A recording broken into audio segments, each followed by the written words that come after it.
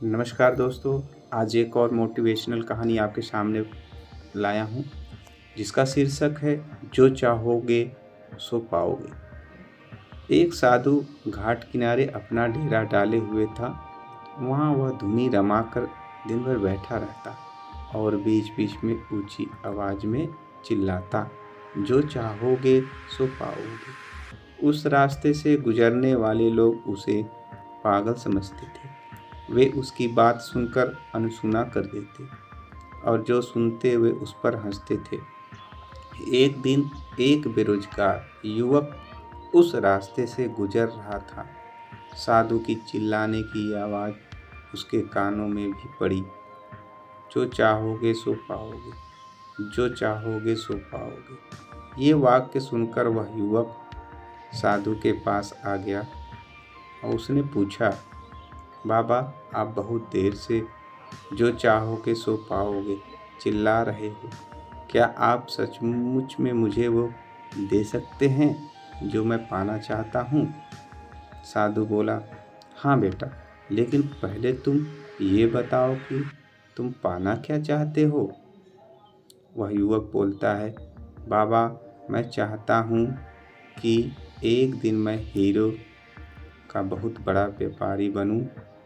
क्या आप मेरी ये इच्छा पूरी कर सकते हैं? तब बाबा ने बोला, बिल्कुल बेटा, मैं तुम्हें एक हीरा और एक मोती देता हूँ।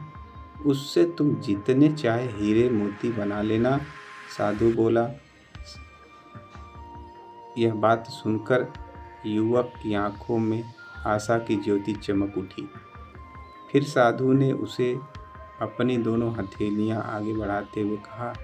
युवक ने अपनी हथेलियां साधु के सामने कर दी।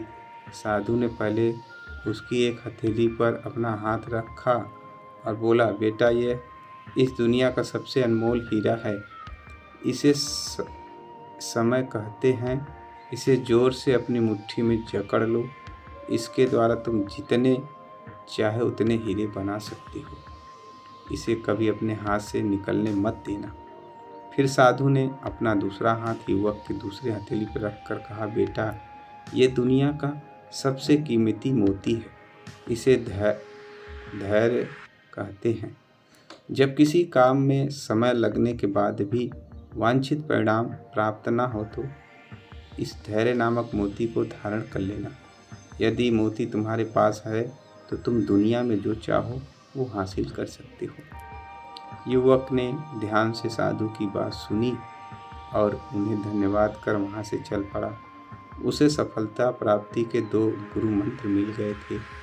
उसने निश्चय किया कि वह कभी अपना समय व्यर्थ नहीं गंवाएगा और सदा धैर्य से काम लेगा।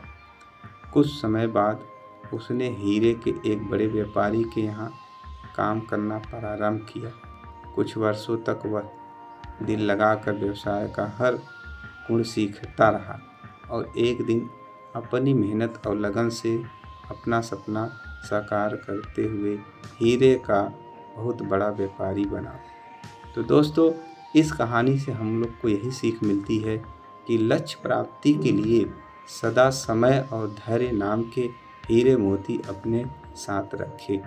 अपना समय कभी व्यर्थ न जाने दें और कठिन समय में धैर्य का दामन ना छोड़ें। सफलता अवश्य प्राप्त होगी। दोस्तों, आशा करता हूँ यह कहानी आप लोगों को बहुत ही अच्छी लगी होगी। नमस्कार दोस्तों, प्रणाम।